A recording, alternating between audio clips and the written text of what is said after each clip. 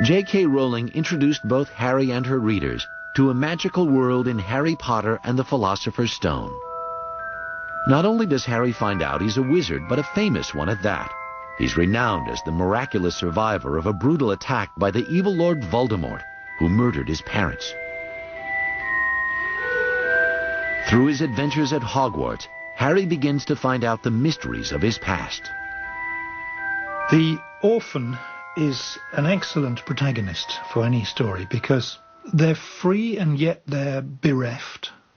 They're bereft of what gives a child most of the sense of who he or she is and where they come from and where they belong. So they're cut adrift in some strange way. They have this great need, because we all need to know where we come from and we need to find where we will eventually belong.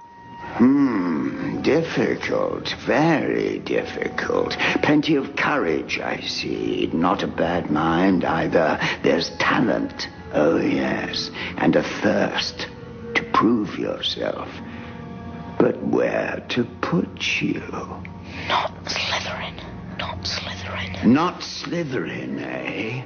When he first arrives at school, he's totally unsure. He has the feelings we all have as adults as well when you enter a new place and you don't know what's going on, but greatly exaggerated obviously by the fact that he is set apart even there by his fame and his ancestry and this curious quirk that meant that he survived this what should have been a fatal attack. He's every boy but with a twist. J.K. Rowling's mixture of the everyday and the magical, the matter-of-fact and the mystical permeates her books. You are here to learn the subtle science and exact art of potion making, he began. He spoke in barely more than a whisper, but they caught every word.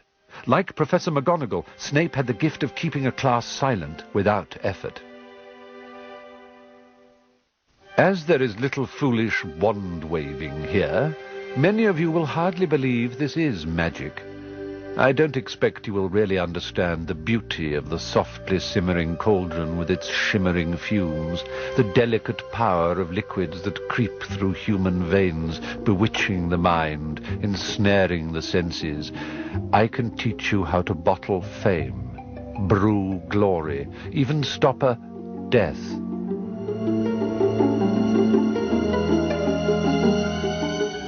I don't believe in witchcraft. Oh, I've lost count of the number of times I've been told I'm a practicing witch. 95% at least of the magic in the books is entirely invented by me.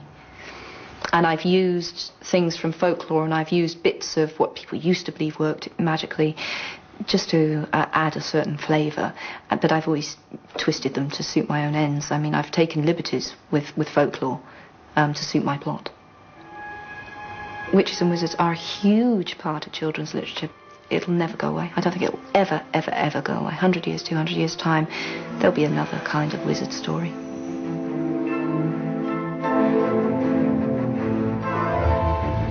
In 1997, J.K. Rowling had moved on to the second book in the series, Harry Potter and the Chamber of Secrets. Book 1 was doing well, but nowhere near its popularity today. J.K. Rowling was still making her living as a teacher. Then something happened that would change her world forever. In 1997, Harry Potter cast a spell on America. American publishers got caught up in a bidding war for the book. My boss would say, okay, do you love it? And I'd say, yes, I love it. Okay, stay in the auction. Do you love it this many dollars? Yeah. I kept saying yes. I just was getting more and more nervous because at the end of the day, this is more money than I had ever paid any author as an advance, let alone an advance for a first novel. It was unprecedented. She said, do you love it $105,000? And I said, yes, yes. She said, well, go ahead and make that offer, and that was it. The deal with Scholastic meant that at last J.K. Rowling could fulfill her lifelong ambition to become a full-time writer. J.K. Rowling's memories of her childhood have profoundly influenced her writing.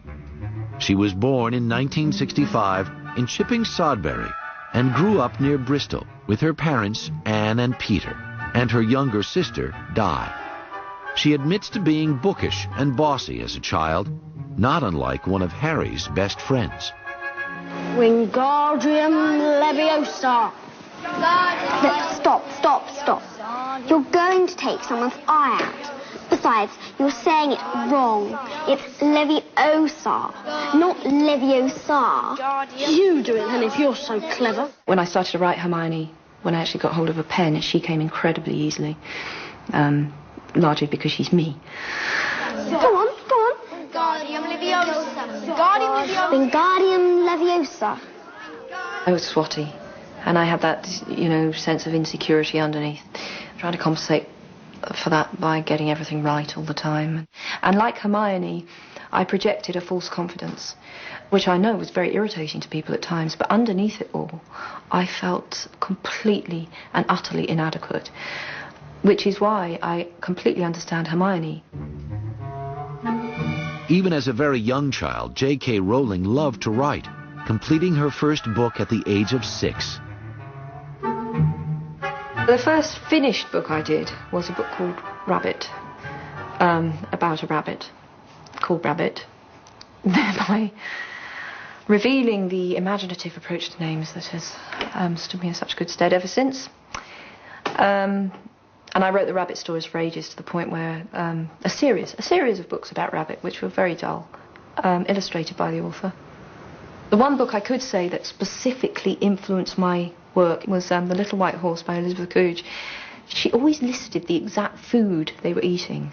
Wherever you were in the book, whenever they had a meal, you knew exactly what was in the sandwiches. And I just remember finding that so satisfying as a child. There were shelves upon shelves of the most succulent-looking sweets imaginable. Creamy chunks of nougat, shimmering pink squares of coconut ice, fat, honey-coloured toffees, hundreds of different kinds of chocolate in neat rows. There was a large barrel of every flavour beans and another of fizzing whizbees, the levitating sherbet balls that Ron had mentioned.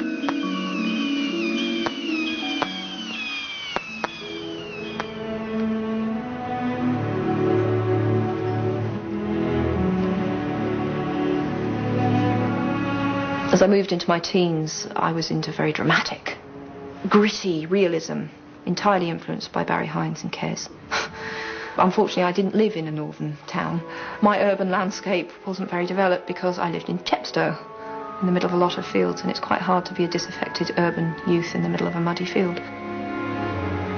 So this is a cottage, obviously, where I lived from the age of 9. My bedroom's furthest on the right, and I spent an awful lot of time in that bedroom writing. I have very happy memories of this place. It's quite emotional being back here, actually, because I've only once been, because my dad left this house shortly after my mother died. So I've only once been back here since my mum died. I remember hanging out of my bedroom window, smoking behind the curtains late at night. My father will not be happy to hear that. I wasn't very clever about that either, because I used to leave the cigarette ends were, below the window. I mean, oh yeah, someone from the pub dad's been throwing them into the garden again.